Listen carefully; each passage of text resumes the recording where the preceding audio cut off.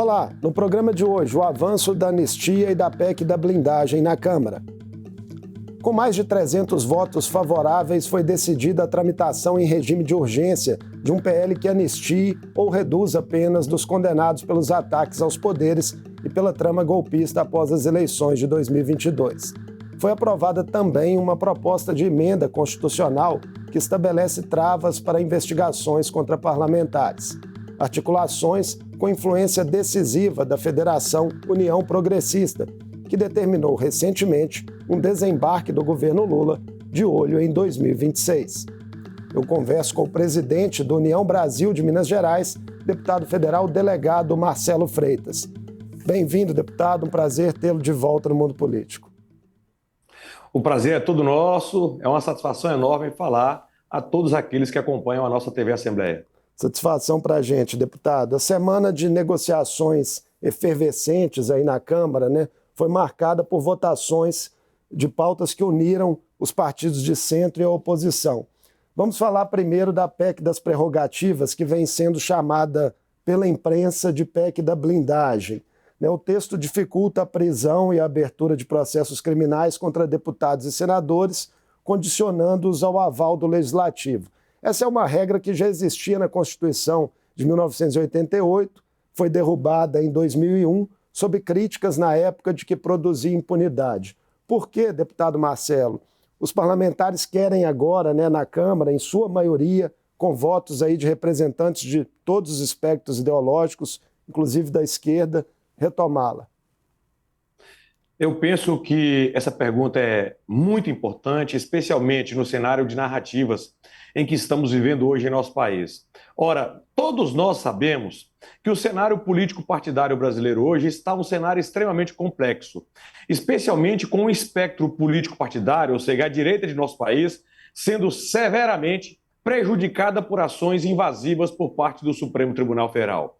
Nesse sentido, a competência originária do Supremo Tribunal Federal, ela vai atingir diretamente deputados e senadores. Nós compreendemos que desde a tripartição dos poderes por Montesquieu, é imprescindível que todos os poderes se encontrem em posição de igualdade. E o que vem acontecendo hoje em nosso país é que o Supremo Tribunal Federal tem adotado uma posição de preponderância sobre os demais poderes, não raras vezes, olha a gravidade do que estou a afirmar, inclusive calando deputados e senadores que pensam de maneira diferente. Nesse sentido, nós compreendemos que essa PEC, embora possa não parecer o melhor remédio, é o remédio necessário nesse quadrante da história. Nós entendemos que é preciso resgatar as prerrogativas de deputados e senadores para que cada um possa manifestar-se como quiser, representando parcela significativa da população que o escolheu para se encontrar no Parlamento brasileiro. Agora, posso discordar? Pois é, agora falando da população, não há riscos, deputado, do avanço dessa PEC, desgastar ainda mais uma imagem geral do parlamento que, segundo pesquisas, não é boa? Bom, primeiro é preciso analisar o que gera nessa, abre aspas, opinião pública, fecha aspas, eventualmente negativa do parlamento brasileiro.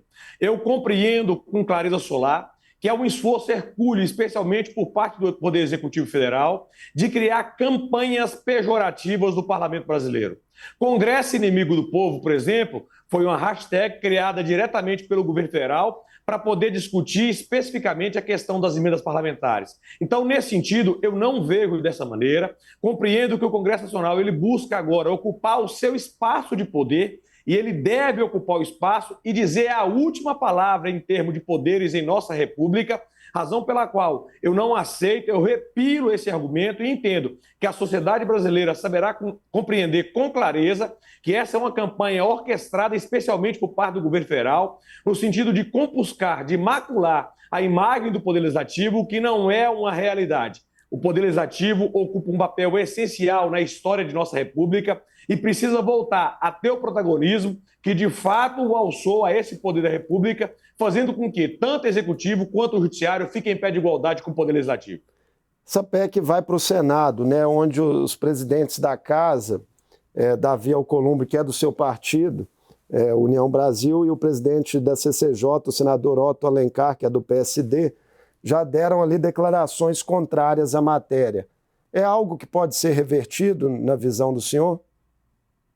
Não tenho dúvida alguma, o Brasil adota um sistema bicameral em que as câmaras, ou seja, as casas, a Câmara dos Deputados e o Senado da República são completamente independentes, e essa independência é salutar à democracia e ao povo de nosso país, razão pela qual nós aguardamos para compreender o que a maioria absoluta do Senado da República vai dizer com relação a essa matéria. Nós compreendemos há necessidade de um quórum qualificado de 3/5, portanto, é preciso que 3/5 dos senadores opinem favorável a essa matéria em 2 turnos. Eu compreendo que hoje essa matéria ela existe sim o interesse do Senado da República para que passe.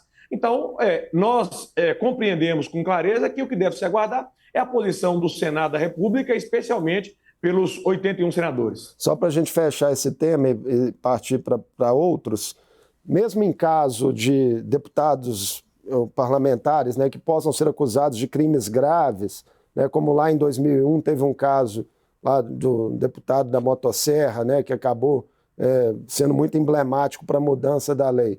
Não há risco de impunidade em casos assim? Sem sombra de dúvidas, é possível que em um ou outro caso isolado haja risco de impunidade. Nós estamos tratando especificamente desse caso de 2001, do caso do Ildebrando Pascoal. Se a gente observar, o Ildebrando Pascoal, ex-deputado federal, ele se encontra preso até hoje, em razão dos crimes que cometeu. Então, nós não observamos que essa situação possa gerar impunidade de um modo geral. Mas o que vai acontecer é um reequilíbrio entre os poderes. É possível que um ou outro deputado, eventualmente, possa se beneficiar do andamento dessa PEC, a PEC 3 de 2021. Eu admito que existe essa possibilidade. No entanto, eu entendo que, na imensa maioria dos casos em que isso acontecer, nós vamos estar preservando a legitimidade do parlamento brasileiro e aqueles parlamentares que, eventualmente, se verem envolvidos, por exemplo, com crime organizado, com homicídio, com tráfico de entorpecentes, com corrupção, devem, de fato, terem autorização concedida pela Câmara dos Deputados ou pelo Senado da República para que se vejam processados e presos pelo Poder Judiciário de nossa nação. Entendo que não devemos, em hipótese alguma, apoiar qualquer forma de impunidade, senão uma salvaguarda para que deputados e senadores possam agir, especialmente contra crimes de opinião, que muitos estão sendo processados no Supremo Tribunal Federal, e essa tem sido a tônica que atualmente tem conduzido as ações do Supremo Tribunal Federal em nosso país. Agora a urgência do PL da anistia. O relator, indicado aí pelo presidente da Câmara, né, Hugo Mota, o deputado Paulinho da Força, já declarou nessa quinta-feira, deputado delegado Marcelo Freitas, que construirá um texto intermediário com redução de penas, mas sem perdão, dialogando inclusive com o STF. É o melhor caminho para essa matéria avançar? Bom, primeiro deixando claro, eu votei favorável ao PL da anistia. Eu compreendo que é urgente, é preciso que a gente busque uma pacificação nacional. Hoje já não há muito sentido em algumas discussões ideológicas extremadas, absurdas, razão pela qual nós entendemos que o Congresso Nacional ele deve encontrar um ponto de equilíbrio, especialmente para que aquelas pessoas mais simples que foram utilizadas como massa de manobra sejam de fato tenham de fato a sua pena reduzida. Nós compreendemos que houve um exagero, houve uma exacerbação de penas por parte do Supremo Tribunal Federal e é urgente que o Congresso busque equilibrar essa questão. O que eu tenho observado com certa clareza? O que eu tenho observado com certa clareza é que há um consenso hoje no Congresso Nacional, eu estou falando de consenso e não de unanimidade, favorável à anistia. Agora, o que nós temos que fazer é equalizar os termos dessa anistia. Nos parece hoje uma verdade inquestionável de que atenuar, de que abrandar, de que reduzir penas, especialmente dessas pessoas mais simples, é um consenso no parlamento brasileiro. O que não é um consenso hoje é o que devemos fazer com relação ao núcleo 1, ao núcleo 2, ao núcleo 3 e ao núcleo 4 da chamada organização criminosa propalada pelo Supremo Tribunal Federal. Nisso, hoje, não há um consenso, mas há um consenso no parlamento com relação àquelas pessoas mais simples que se viram condenadas, por exemplo, a 17 anos, a 14 anos de prisão, como foi a moça do batom, por exemplo, a nós sentir um exagero por parte do Supremo Tribunal Federal. Na sua percepção pessoal, deputado, a anistia deveria ou não alcançar o núcleo central da trama, ali formado pelo ex-presidente Jair Bolsonaro e por generais, esse grupo recém-condenado no Supremo? Na minha percepção pessoal, embora eu compreenda com clareza que existe uma séria divergência no parlamento, é que a anistia deveria abarcar, sim, englobar o núcleo 1, 2, 3 e 4 da suposta trama golpista. A nosso sentir, há um exagero por parte do Supremo Tribunal Federal. A nosso sentir, e essa é minha opinião, não houve o propalado golpe de Estado, houve sim atos preparatórios tendentes à busca de um início de execução de um ato, razão pela qual nós entendemos que as penas devem ser aplicadas em razão da particularidade. E, nesse sentido, eu entendo que, se possível, essa anistia devesse sim englobar o núcleo 1 envolvendo o ex-presidente Jair Bolsonaro, o Anderson Torres, ex-ministro da Justiça, o general Braga Neto, ex-candidato a vice-presidente da República, e essas pessoas que se encontravam no entorno da presidência da República no ano de 2022. Uma nova anistia no país não poderia funcionar como um incentivo para outras tentativas futuras de rompimento democrático? O que eu compreendo com clareza é que é preciso que o parlamento ele consiga levantar quais os termos dessa anistia. O que eu compreendo? Eu compreendo que, especialmente, quem invadiu o parlamento, invadiu o prédio do Supremo Tribunal Federal, invadiu o prédio do Executivo e depredou patrimônio público, essa pessoa deve responder pelo crime de dano. Eu não consigo enxergar e observo como jurista que sou, que essa situação possa, de fato, vulnerar ou violar o Estado Democrático de Direito. A nosso sentir, foi uma construção muito elastecida por parte do Supremo Tribunal Federal, especialmente com relação à utilização de armas. Não havia uma só pessoa armada nos prédios dos três poderes, da Câmara dos Deputados, do Senado da República, do Supremo Tribunal Federal ou do Poder Executivo. Então, o Supremo elasteceu a interpretação, a nosso sentir, deu o seu recado à parcela considerável da população brasileira, mas também compreendo com clareza que, nesse momento, o parlamento deve buscar equalizar essa situação, concedendo uma anistia que pode, sim, funcionar para que a gente possa pacificar o país e compreender que ninguém, absolutamente ninguém, pode atentar contra o Estado Democrático de Direito. Mas eu compreendo que, naquele caso específico, não houve uma ofensa ao Estado Democrático de Direito, houve, sim, uma manifestação que foi interpretada pelo Supremo Tribunal Federal de maneira exagerada e extensiva a nosso sentido. Vamos falar, deputado delegado Marcelo Freitas, também agora do quadro que se desenha aí, político-eleitoral. Há uma tese, né, entre cronistas políticos de que essas recentes articulações dos partidos de centro visam fazer com que o ex-presidente Jair Bolsonaro antecipe uma declaração de apoio ao governador de São Paulo, Tarcísio de Freitas, para a disputa presidencial do ano que vem. É fato? É preciso primeiro esclarecer um ponto. As pessoas, especialmente impelidas por discursos da esquerda de nosso país, elas vêm com um discurso retórico de que a anistia iria, de fato, permitir que o presidente Bolsonaro pudesse se tornar elegível e disputar as eleições no ano 2026. Isso é uma grande mentira. Na verdade, a inelegibilidade de Bolsonaro decorre de dois processos emanados inicialmente do Tribunal Superior Eleitoral. Esses processos eles foram parcialmente confirmados pelo Supremo Tribunal Federal, razão pela qual nós entendemos que o presidente Jair Bolsonaro encontra-se, nesse momento, inelegível para as eleições de 2026. No entanto, é preciso registrar que existem vários diálogos, várias conversas acontecendo. Por exemplo, no lançamento da Federação União Progressista, composta pela União Brasil e pelo Progressista, o Tarcísio Gomes de Freitas esteve lá, o Ronaldo Caiado esteve lá, o Jorginho Mello esteve lá, o Valdemar da Costa Neto esteve lá, o Kassab esteve lá. Então, nós compreendemos que esses partidos eles têm dialogado, sim, esse diálogo acontece, e o Tarcísio Gomes de Freitas, assim como o nome do Ratinho Júnior, assim como o nome do Ronaldo Caiado, assim como o nome do Romeu Zema, são nomes que, a nosso sentir, são presidenciáveis, ou seja, são pessoas que estão colocando à guisa de pré-candidatura o seu nome à disposição do cidadão brasileiro. Entendemos que, se esses nomes tiverem uma apreciação positiva do cidadão brasileiro, nós devemos buscar, sim, uma ampla coalizão de forças para que a gente possa chancelar esse nome em 2026 e ele possa vir a ser escolhido presidente da República. No início do mês, deputado, a Federação União Progressista anunciou, né, uma determinação para que todos os filiados deixassem o governo Lula até 30 de setembro, incluindo aí os 4 ministros que permanecem nos cargos. Mas nesta quinta-feira, o presidente nacional do União Brasil, Antônio Rueda, né, emitiu uma nova nota cobrando que a saída de ocupantes de cargos comissionados seja feita em 24 horas. Quem descumprir vai ser expulso? Vamos lá, o primeiro aspecto parece aquela brincadeira de criança, né? A volta dos que não foram. Na verdade, o União Brasil e o próprio PP nunca foram base do governo. No caso do União Brasil, especificamente, houve convite pessoais a determinados ministros. E o único ministro filiado à União Brasil é o Celso Sabino, que se encontra no Ministério do Turismo. O ministro do Desenvolvimento Regional, ele não é filiado à União Brasil, é uma indicação pessoal do senador Davi Alcolumbre. O ministro das Telecomunicações não é filiado à União Brasil, é uma indicação pessoal do Davi Alcolumbre, e é preciso que isso fique claro. O André Fufuca é filiado, sim, ao PP, e a perspectiva é que eles sejam, de fato, obrigados a largar os ministérios no prazo de 24 horas. Por que isso aconteceu? Isso aconteceu como uma busca, repito, aquilo que disse anteriormente, do governo federal de assassinar reputações.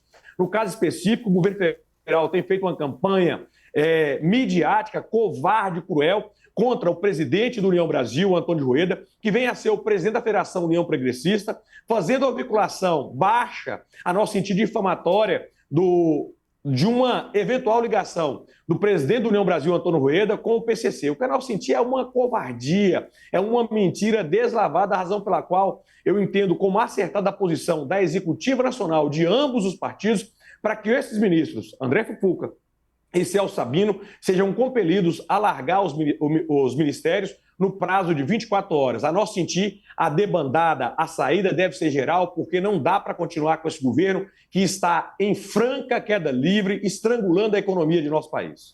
Esse desembarque acontece em um momento, né, que, pelo menos as pesquisas têm mostrado aí uma recuperação do governo Lula de avaliação da gestão e de intenção de votos. Estamos aí há um ano das eleições, né? O senhor entende que, pelos dados de momento, a direita tem, de fato, condições reais de bater o presidente Lula numa disputa no ano que vem? Eu não tenho a menor dúvida de que a direita brasileira será vencedora nas eleições de 2026. Não posso deixar de registrar que o atual governo tem trabalhado com a distribuição indiscriminada de benefícios assistenciais. Nós temos, de acordo com a revista Veja, a publicação da revista Veja, 94 milhões de pessoas recebendo benefícios do governo federal, razão pela qual isso gera, sim, um impacto eleitoral. Mas nós compreendemos com clareza solar também que, como a economia brasileira encontra-se em frangalhos, encontra em uma situação dificultosa, em razão da ausência de investimento por parte do governo federal, em razão de uma política econômica que, de fato, garanta a geração de emprego e renda, nós compreendemos que essa situação não irá perdurar em 2026 e o Brasil saberá encontrar os rumos certos, ou seja, aquele rumo que faça, de fato, uma valorização de quem empreende, de quem gera emprego, de quem gera renda, de quem trabalha e quem produz em nosso país. E eu entendo que somente a direita brasileira, encampada, repito, por nomes como Tarcísio Gomes de Freitas, como Romeu Zema, como Ronaldo Caiado ou como Ratinho Júnior, é que podem, de fato, encontrar esse caminho do equilíbrio que o nosso país precisa. Um desses nomes, né, o governador de Goiás, Ronaldo Caiado, que é do União Brasil, vem cumprindo aí agendas como pré-candidato à presidência da República, esteve recentemente aqui em Minas Gerais, esteve aqui na Assembleia Legislativa, inclusive. Aqui, deputado Marcelo Freitas Caiado defendeu uma tese de que todos esses nomes podem ser candidatos em um primeiro turno e deixarem uma união para o segundo turno. O que o senhor pensa a respeito? Se seria essa a melhor construção ou se os partidos ainda podem trabalhar com a possibilidade de unificar forças antecipadamente?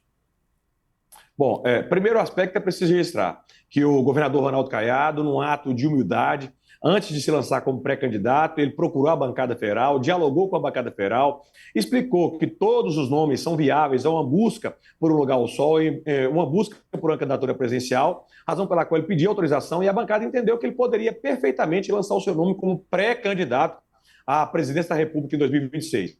Assim como fez recentemente o governador Romeu Zema, assim como se observa do próprio Tarcísio Gomes de Freitas ou do Ratinho Júnior, embora sem o lançamento de uma pré-candidatura formal. O que nós entendemos? Nós entendemos, de modo diverso do governador Ronaldo Caiado, nós entendemos que esses nomes eles devem buscar uma aliança já no primeiro turno das eleições de 2026, para que a gente possa fortalecer cada vez mais o nome da direita e a gente possa, de fato, derrotar esse governo terrível que se encontra, que tanto mal tem feito à sociedade brasileira e à economia do nosso país.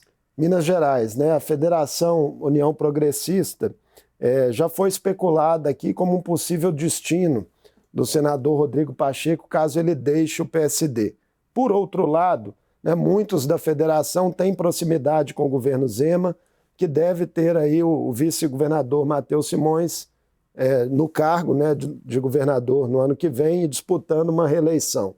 Quais critérios devem nortear, né, o posicionamento da legenda na sucessão estadual?